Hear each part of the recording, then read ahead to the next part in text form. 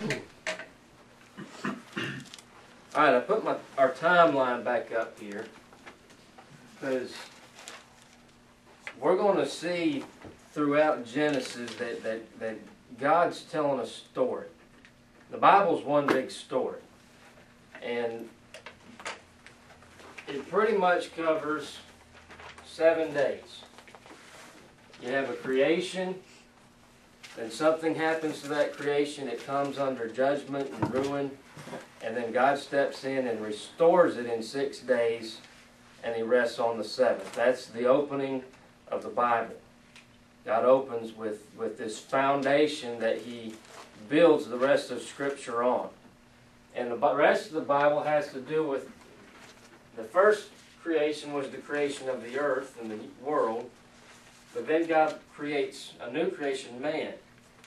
And almost immediately man falls in sin, and now God again is going to work 6 days and rest on the 7th day. Only in the latter restoration, each day is 1,000 years long. And the Sabbath day of rest, the 7th day, is going to last for 1,000 years. And we know that as the millennial kingdom. The Bible has really very little to say about what happened in eternity past.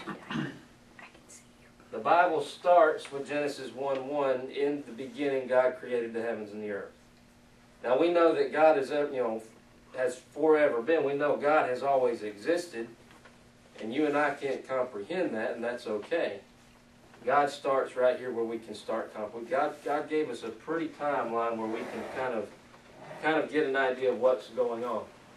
And then we get out here to eternity future after the 1,000 years are over, and the Bible has really very little to say about eternity future. There's only a couple of, maybe 3 or 4 places in Scripture that I can think of that reference eternity future. Most of the Scripture is coming right here to this Sabbath day of rest. And the Bible gives us a little insight as to, hey, there is something after that, but the emphasis is right here.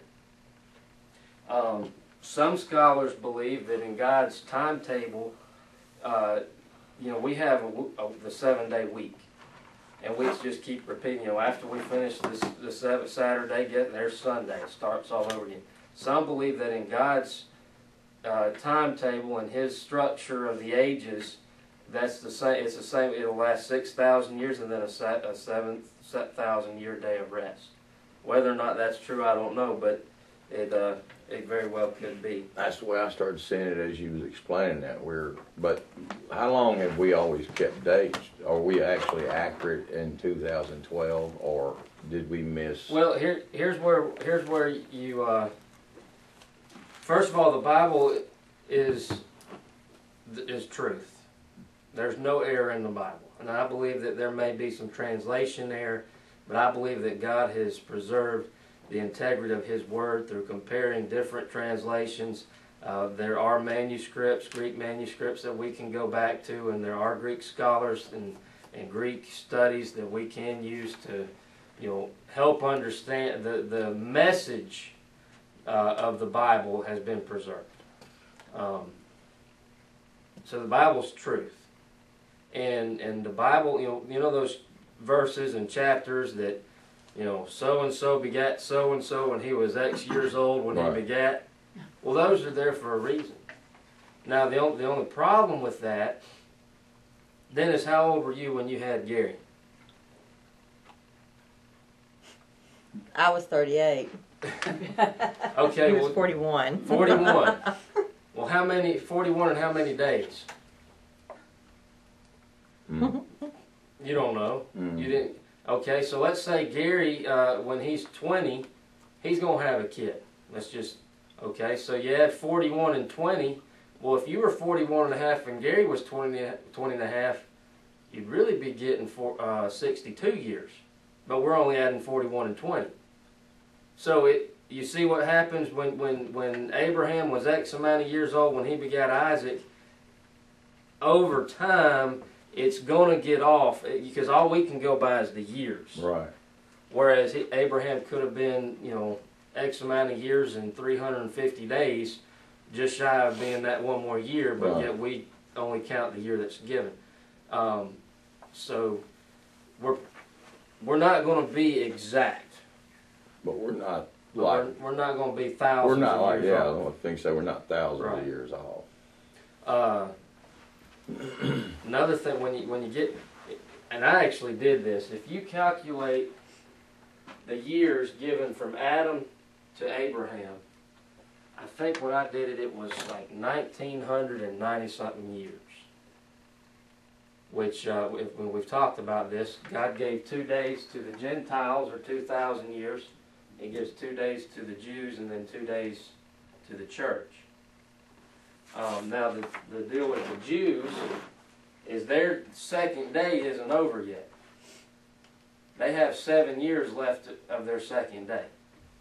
And that's, I still haven't completely wrapped my mind around the, you know, the tribulation and how that's Daniel's, you know, 70th week and the last 7 years of Israel's, you know, dispensation. But somehow God just kind of stopped Israel's day and put the church's 2 days in, and then he's going to throw those 7 years on the back end. Because the church is going to be removed and God's going to be dealing with Israel again. But if you add the years from Abraham to Christ, you're going to get just shy of 2,000 years. Which we know that there's still 7 years left that's going to be put over here. And if you calculate, most scholars believe that Christ died in 33 AD, 33, 34 AD, and 50 days later the church was born on the day of Pentecost.